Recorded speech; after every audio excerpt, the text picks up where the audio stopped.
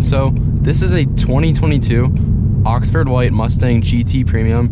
This has the 400A package, so not the full 401A package, but it still is pretty good. This car has the base all seasons and the OEM wheels on it. It's a 10-speed auto. Please don't give me a lot of hate for that. It's a good 10-speed. Out the door, this car ended up costing $41,000, and you wonder, how am I able to keep up with that? So I'm only 16 years old. Of course, I can't afford that all on my own because there's things like insurance, gas. Obviously, I can't finance it myself through my name because I'm only 16 years old. I'm not going to get a great interest rate. So this is where my parents come in, and they help a lot. Luckily, I was born into a family with a dad who likes cars a lot, and that played a big part on me getting this car. And honestly, if you were to ask me 1 year ago or 6 months ago even, what car I thought I was gonna get for my first car, last thing I would have said was this. I always looked at these, I always saw the Mustang GTs, I always thought they were really cool, really wanted one, but way out of my price range, way too expensive. Then that's where a job came in. My parents cannot afford to get me this car on their own. They could, why would they do that? Waste of money. But when I have a job and I can help pay for it, it helps a lot. So now I'm gonna break down pretty much everything that goes into it.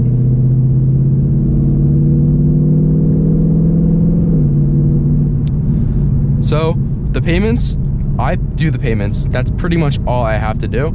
So the payment is roughly $540 every month. And if you do the math, $41,000 plus the interest rate we got, there's no way my payment's gonna be that low. And you're absolutely correct. What I did was, over the summer and last spring, I worked a lot and I saved up $8,000, which I used as my down payment. And of course, I still have this job, and that's how I afford to maintain paying this, or keeping this car and paying all the payments. And then next comes the insurance. So the insurance, my parents do completely, and a lot of you guys are probably assuming insurance for a 16-year-old with a V8 Mustang has got to be insanely high, and you would be right, sort of. It's not insanely high, but it's also not low at all. So I'm pretty sure my insurance is around $3,500 every single year, which comes out to be about $300 a month, which honestly for a 16-year-old isn't that bad considering the car that is being insured. So that, I do not pay for that at all. I cannot afford that. I only make minimum wage, of course. And then gas. I was paying for gas at first, but my parents were kind enough to just, help. They just want to make sure I'm doing good with everything else and not have to worry about, spending money on my car that I don't even have. So that's really, really nice. So that is how I afford my car. I do the payments, my parents do the insurance and gas, and now comes maintenance. So maintenance is all on me. Whenever I have to get an oil change, I have to pay for it. Whenever something breaks in the car, this car does have a warranty, bumper to bumper warranty, so if something breaks, I should be fine for now. And when the warranty does run out, I'd probably, get an extended warranty, because why would you not? This car is definitely reliable for what it is. These 5.0 liter V8s are not, they're not breaking all the time. People put a lot of power into them and they still don't break. So that's not what I'm worried about. And overall maintenance on this car really isn't that bad. One thing you also might wonder, why did you get a Mustang GT? Why didn't you get any other car? So originally the plan, which was also a really, really good plan, was for me to take over my dad's GTI, the Mark 8 GTI that you guys have seen on the channel before. Maybe not. It's on the channel if you want to watch it. But that was originally going to be my car. But we went to get my mom's oil change at our local BMW, which has also been on the channel, the X3 M40i. And this dealer there is really, really nice. I'm going to be 100% honest, forgot his name, but nicest dealer there. We know him. Every time we go there, we see him. And he let us test drive 3 cars. He let us test drive starting with this car, then an M5, and then a rear-wheel drive M340i. And as soon as we went in this car, I was in love. It sounded so good. I hadn't been in a V8 in years because my dad sold the last V8 he had, which was this GT500, years before that, 3 years before that, I think. And just hearing it for the first time was so good. You put it in track mode, the exhaust in track mode, because this car has the active exhaust option, and it sounded so good. It was a hot day. We had 3 people in the car. It wasn't pulling super hard or going super fast, but it was still really, really fun. And when you hop in a car and you can get over the pull sensation not being there and it not feeling fast on a hot summer day, and you still really, really like the car, that's how you know it's the one. And obviously, I don't think I'm actually going to get this car. There's no way. It's way too expensive. It's just not part of the plan. There's no way the stars align where this actually happens. And when we get home, I beg to my dad, please, please, please, this is so cool. Oh, it'd be so cool if I got this car. Like, half jokingly, there's no way I actually get this car. That's what I'm thinking at the moment.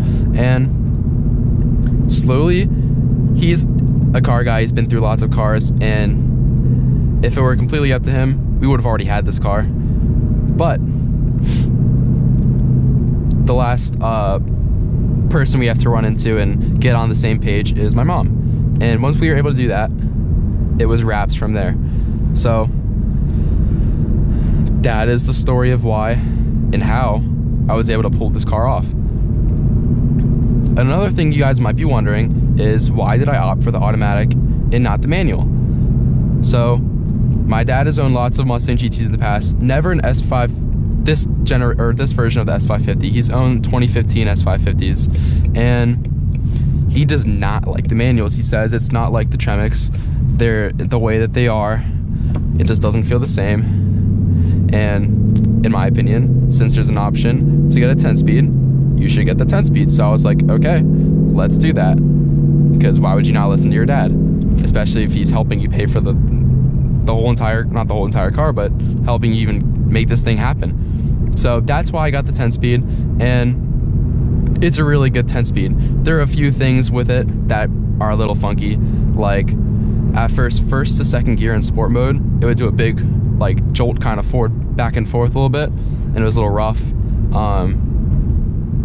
We are getting it serviced at some point. It should be easy fix. But overall, the 10-speed is really, really nice. It's definitely something to get used to because there are lots of gears. So let's do a little pull right here. Let's get around this corner first. Let's put it in 3rd gear, and then you step on it. Do you see that? I just upshifted 3 times in a row into 6th gear, and I was still at like 4,000 RPMs. I wasn't really able to see, or wasn't really paying attention, but it was something around there. And at first it's a little bit weird because every time you shift, the revs just drop. They're like 500 RPMs, and it's really, really weird. And when you just drop the hammer in regular drive mode without changing the gears yourself, it changes gears so quickly. It'll put you in the highest RPM possible, and it'll just bang out gears like it's nothing. I like rolling into 3rd gear.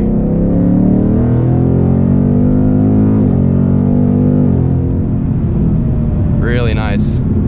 That's my favorite thing to do in this car. When the roads are a little bit damp like this and you don't want to play with 2nd gear too much, especially on a bumpy road like this, you put it in 3rd gear, starting around 30 miles an hour, maybe a little quicker than that, and you just roll into it, and eventually you're completely flooring it, and it is sucking you into your seat. That's a little bit of an exaggeration. It's not sucking you into your seat, but it feels really, really nice. And in the passenger seat, it feels even nicer.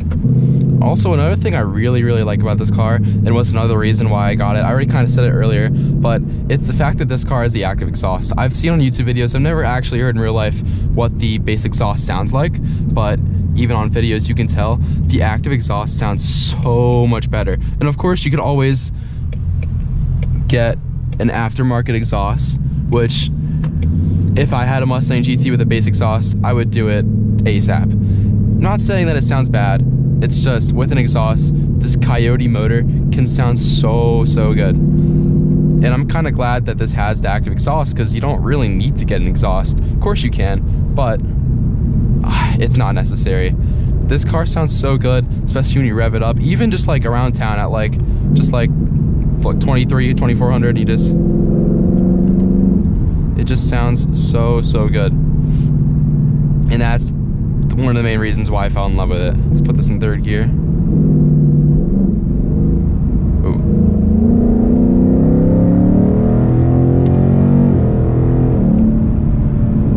Wasn't even flooring it there. That was really weird. That's another thing about this car, that, or the transmission isn't perfect.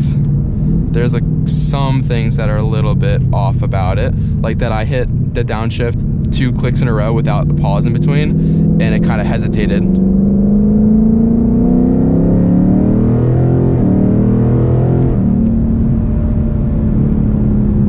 But you can just hear the way it sounds. It sounds so good. Like, why would you not want to hear that every single time you get in your car? So another thing about getting a car like this as my first car, instead of a car that wasn't a V8 and had 450-60 horsepower and rear-wheel drive, was I kind of had to learn how to, you know, control a car with this much power. And, you know, for any experienced driver, this car isn't, you know, it's not rocket science to drive this car. But for a new driver like me, you know, there's definitely a couple nuances that come along with it. So that came along with me, like, at first, no rain driving, and also no driving by myself. I could not drive by myself. Even with my license, I still had to drive with my dad. And we would practice on the highway, we'd practice in the rain a little bit, and just slowly over time, I said this in one of my earlier videos, but I was slowly able to drive to more and more places, starting from my work, and then now I'm pretty much able to drive wherever I want, which is really cool. I didn't even think it was gonna happen this fast. He made it sound like I wouldn't be able to drive wherever I want for like a year.